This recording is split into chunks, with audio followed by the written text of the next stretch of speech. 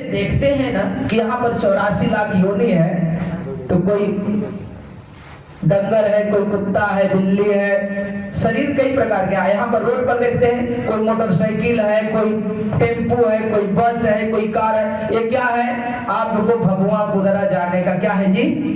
साधन है। अब तय आपको ही करना है कि हमें कहाँ जाना है, कि रैन बसेरा होटल में जाना है। अब यात्रा तय आप करेंगे कि कुंभ का मेला लगा हुआ है, प्रयाग जाना है ना? आप ही ना समझेंगे कि कैसे जाना है और कौन सी गाड़ी से जाना है। जाने का भी आप ही समझेंगे कि किस गाड़ी से जाएंगे। तो ये साधन आप पा गए। ये शरीर जो है क्या है? साधन है। साधन किया नहीं जाता। अब रही बात की ये गाड़ी चलाने में आपको ध्यान रखना है, और आपके भीतर वो ड्राइवर जो चेतना है, जो जीव है, वो बैठा हुआ है। बड़ी सरलता से समझिएगा। और आपके भीतर जितनी वासना है, ये आपके खड्डे हैं, स्पीड ब्रेकर हैं, और संसार में जो आपको कोई क्रोध दिलाता है, कोई सुंदर रूप दिखाता है, जो कोई धन दिखाता है, वो आपके उधर से गाड़ियां आ रही टकराने के लिए। उसको ध्यान देना है कि कोई आए गाड़ी उधर से तो मैं कहीं लड़ भिड़ न जाऊं। ठीक से अगर समझेंगे तो आप कुछ करने की बात नहीं। जो हम आंख बंद कर बैठते हैं, ये जानते हैं क्या है? हमारी चित्त की एकाग्रता है। इससे हमें ताकत मिलती है, इससे हमें शक्ति मिलती है कि हम अपनी इस शरीर रूपी गाड़ी को ठीक से इस जीवन की यात्रा को तय कर सकेंगे। इसके लिए हम एकाग्रचित करते हैं, हम ध्यान करते हैं, हम सुमिरन करते हैं। तो ये आपका ध्यान रहा, ये साधन रहा। और ऐसा ध्यान रखना, ऐसा मन का स्मरण करना, सुमिरन करना, जहां मन मीट जाए, मन बचे ही ना, बस तू ही बच जाए।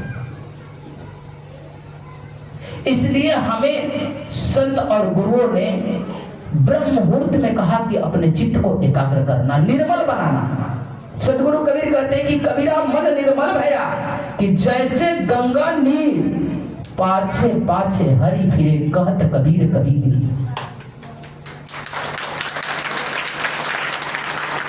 हमें भी अपने जीवन में एकाग्र, अपने चित्त को एकाग्र करना चाहिए, अपनी होश को, दिए को जलाना चाहिए। जब हम अपने चित्त को एकाग्र करने के लिए गुरु से जो कुछ भी मिल जाता है, नाम, गुरु क्या देता है? नाम ही देता है। कहते कि नाम मिलावत रूप को, तो जो जन खोजी हो, जब वह रूप हृदय बसे, तो सुधार रहे न को। तो गुरु नाम दिया। क्यों दिया नाम? क्यों कहता है कि इस नाम का स्मरण करना? क्यों कहता है कि यही रूप का ध्यान करना? ताकि वहां पर मेरा चित्त, मेरा मन एकाग्र हो सके। इसके लिए देता है, ताकि इस शक्ति को मैं पा करके इस जीवन रूपी गाड़ी को ठीक तरह से चलाकर मैं उस गंतव्य तक पहुंच जाऊंगा। जन्म तो हुआ, लेकिन एक छोर से दूसरे छोर तक पहुंचने के लिए ये दिया कि तुम इस तरह से चलना। इसलिए गुरुओं ने मुझे जीने की शैली देता है कि कैसे मुझे इस गाड़ी को चलाना चाहिए, किस तरह से चलाना चाहिए। और स्वाभाविक है कि रोड पर गाड़ी चल रही है तो उधर से भी गाड़ी आएगी। आपका अकेले गाड़ी रोड पर नहीं ना चलती है, तो आप अकेले का मनुष्य नहीं है। यहाँ पर ये जितने मनुष्य हैं, उनके अपने अपने भिन्न भिन्न विचार हैं। वो अपने अपने ढंग से स्वतंत्र हैं और अपने अपने ढंग से जीना चाहते हैं।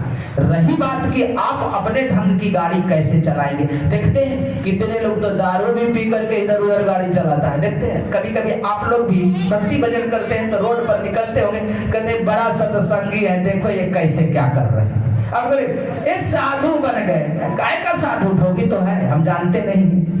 वो आपके गाड़ी को ठोकने की, यानी शराब पी लिया है, संसार का वासना रूपी शराब पी करके आपको तमाम प्रकार की बातें कहते रहता है। लेकिन हमें क्या करना चाहिए? हमें अपनी गाड़ी संभालनी है, हम उनकी गाड़ी में नहीं ठोक दे। वो शराब पिया है, हम तो होश में है।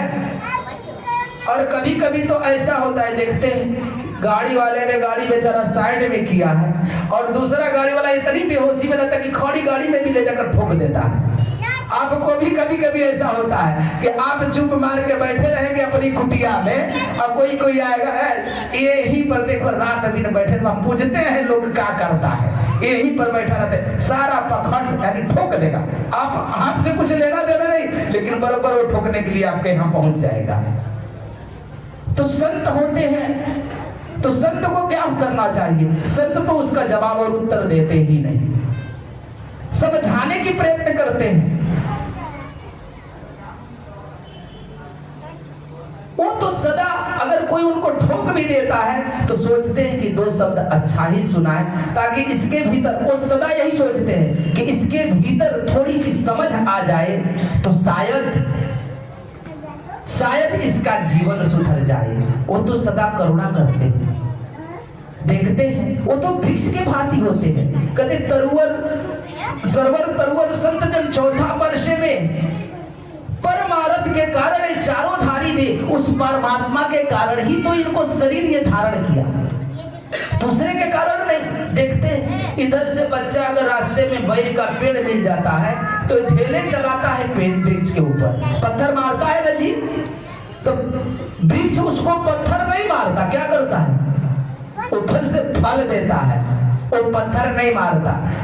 तो संसार के व्यक्ति तो अकस्मात ही संतों को क्या करते हैं? उल्टे सीधे बात कहते रहते हैं। लेकिन संत को क्या करना चाहिए? गुरुजन को क्या करना चाहिए? साधु महात्मा को क्या करना चाहिए? उनको अच्छा ही रास्ता देना चाहिए।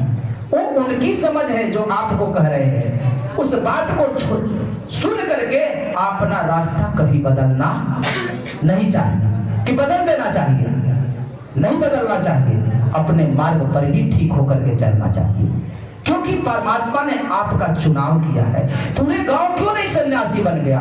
पूरे गांव क्यों नहीं चोला पहन लिया? ये सरल सहज नहीं, अंत में भी अगर मिल गया आपको तो बहुत कुछ मिल गया आपको। ये आसान बात नहीं है। मैंने पहले बताया कि ये भेष पकड़ लेना इतना सरल न समझे कि मैंने भेष पकड़ लिया। भेष की बड़ी कीमत है। संत जो होते हैं उसी के रूप होते हैं। परमात्मा का तो साक्षात रूप है। कहां तुम भगवान खोज लोगे? बताओ, इतने जन बैठे हो, किसने भगवान देखा है? किसी ने देखा है तो हाथ उठा दे कि मैंने भगवान देख लिया। किसी ने नहीं उठाया। बहुत सारे लोग कुमन आकर आ गए, वहां